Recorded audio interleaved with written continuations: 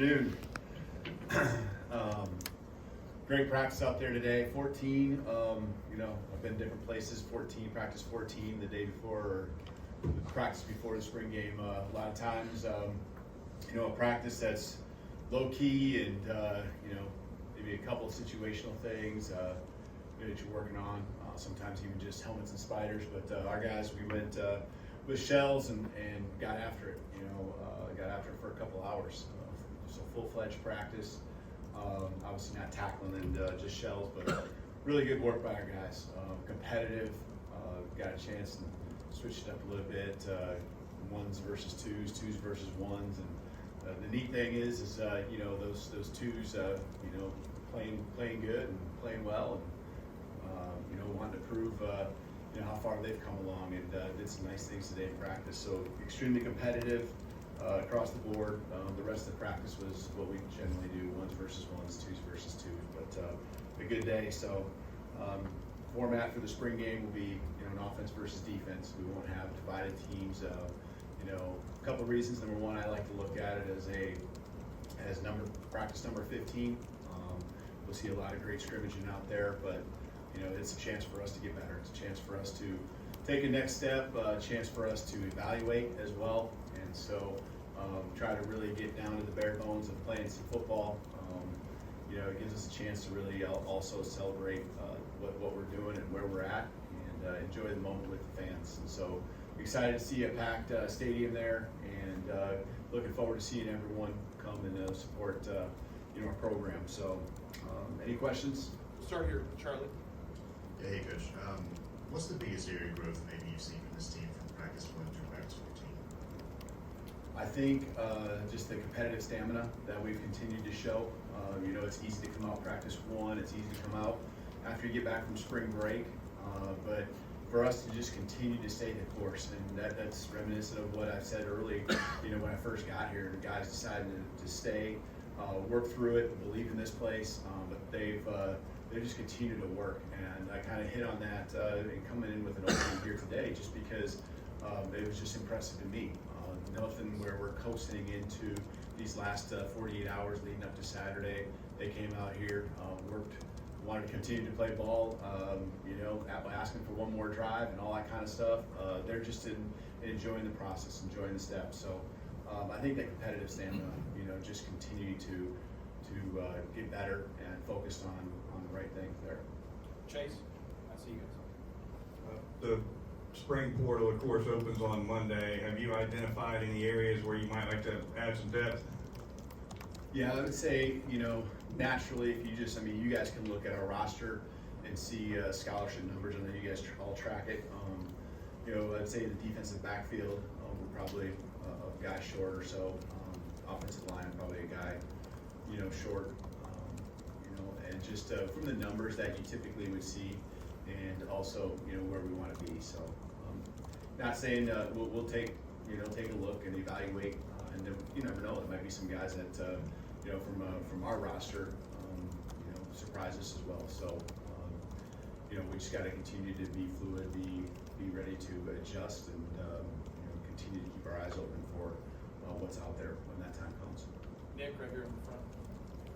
Yeah, I was just wondering if you could kind of elaborate on what's going on with Parker and what his availability might be for the game this weekend.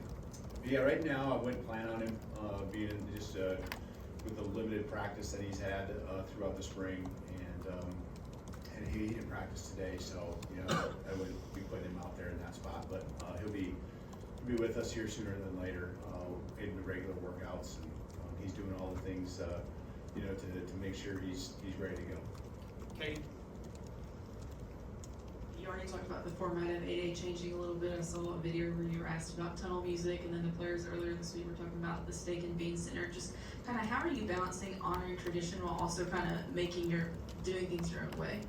I'm laughing because when I talked to the guys about the steak dinner, and I referred to it as I think, what did I say, beanies and weenies. That's something that gives that slip of the tongue, and so of course we had a good little laugh out there on the field. But yeah, there's some traditions that the guys certainly bring up that have been important, that they feel strong about, and I'm still learning some of those things that haven't maybe come up yet. You know, you're still learning some of those really neat things that are important to these guys because it's happened in the program for many years. Stay over there with John. Hey, Coach, I had two if I could. One, what has been the buy-in like? 'Cause that seems even more important than ever with the transfer portal for a new coach. What's that been like overall for this team? Yeah, I think it's, I mean, I think you used the right word. I think buying in, because I think it's continued to be a process. Someone asked me that question, a few times, and I, said, hey, have they bought in? And I don't think I know we're not to that point yet. I like where we're at, and I like the mindset and the effort they're putting into the buying in of what we're trying to do. But this whole piece, this whole thing we're on right now, this journey, is about the process, and I really feel like they are buying in. But when you're talking about 100, close to 120 players, I'm sure there's some guys that are still trying to feel it out and trying to figure out their role, and whether it's because of the schemes we run or whatever it might be, the depth chart, trying to figure all that out. So I feel great about overall, just generally speaking, both sides of the ball, all phases, and the team in general. There's some leaders that have really done a great job, especially early on in January, February, of staying the course, and I think a lot of guys have just followed along, and so it's been great. The staff, getting to know the guys and really focusing on the relationships, and our players appreciating that as we teach them the game, and they learn what we're wanting to do in all the areas of our team. And the second one, if I could, what was the decision-making process in Washington when you had a guy who was charged with some serious crimes playing the playoffs? Oh yeah, I mean, I released a statement. I understand there's more to it down the road, but I can't really comment on that right now, or don't have anything to add. Come over here to Nick. Yeah, with the portal opening Monday, what is the message to your team in terms of how they approach A-Day and just practices wrapping up in the spring? I guess anything I would say to them would be in regards to the date of the portal coming up. It would just be about us taking the next step and focusing on themselves and our team and getting better, on Saturday. And, also enjoying everything that comes along with A-Day and the hype and the celebration, all of that. Tony. What qualities do you want to see in an X receiver, that X receiver position, and are you comfortable with the options you have, especially after Jalen got hurt? Mm-hmm. Yeah, I think all our guys are we would like for them to be very versatile. So an X receiver, I know what we think of him is in a lot of cases, a lot of offense being the outside guy. For us, you'd love to have that guy who can isolate one-on-one individual routes on the backside, maybe a 3-by-1 formation, a guy who can take the top off, but that's the guy in our offense also. If he's got the skill set, he can move inside, and we can get him the slot. And that's what our system allows our staff to do is move guys around, cater to their strengths, find a way to get those matchups. I think each receiver, yes, we kind of slot him into a position, and for us we call it the H, X, and Z. But there comes a point in time too where we're just gonna get them in the right spots, especially in the critical moments and the times where we gotta get certain people the ball, to convert third downs, to score in the red zone, whatever those times might be. All right. Hey, Coach. You spoke briefly about the players and their competitive nature. How would you assess the staff and what they've contributed to creating that competitive balance in practice in their fields and your fields going into A-Day and with their energy? Yeah, great question. I think there's a couple things. They're just continuing to do a great job of pushing their position groups, their side of the ball, their phase. Continue to adjust. There's a push that we want, but also there's a time when you gotta, at different points in the spring, kind of peel back, maybe a day, try to rerun or reload some plays in a practice to continue to work on them more than maybe what you anticipated. Some concepts these guys are familiar with because they ran these concepts many times before we got here. And some maybe they're just a little different or tweaked a little bit or something completely new. So we adjust, and I think the staff's done an awesome job of balancing, putting the pedal down, building the relationships. They're super competitive. They have fun jabbing each other on each side of the ball when that time comes up. I saw it again today. And I think that competitiveness mixed with the balance of out there enjoying the moment is something that our players see, and it trickles down to them. And it's not just on the field, it's off the field, it's around the offices, meeting rooms, whenever we're together.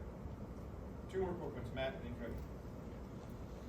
Do you still get as much as you used to out of spring football in the spring game, given how much the roster could change with the portal window? Did you say get as much out of? Yeah. Do we get as much out of, say it again? Do you get as much out of spring football as a whole with that portal window now coming around? Oh yeah, I definitely think so. I mean, a lot of guys still getting their reps, and our install that we kind of have. I mean, I remember Kane's install from a couple of years back, and I think he's doing very similar, maybe even more, than what I remember at that time. And so offensively, it's full steam ahead. So I think the guys have done a good job. I don't think we've really wavered, and it would definitely not be because we're thinking about anything that the portal might come into play with. Finish for Cody. I know you're probably paying attention to everybody, but is there a position group or two that has maybe impressed you more than others through the first 14 practices?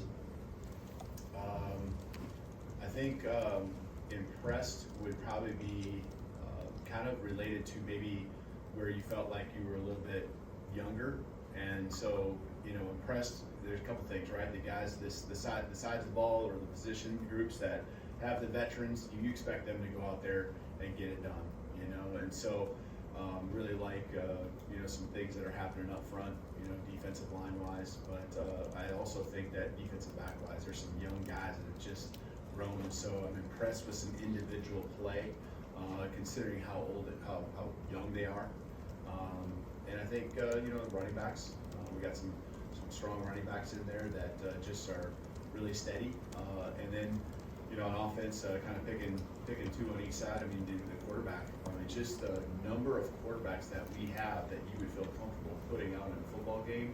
I mean, really all four of them. And they are extremely solid, doing a great job with their accuracy, their reads, competitiveness. I mean, just picking things up each and every day. That group has done a really good job from I don't want to even say top to bottom, just across the board. All right, Coach, thank you. All right, thank you. Roll Tide.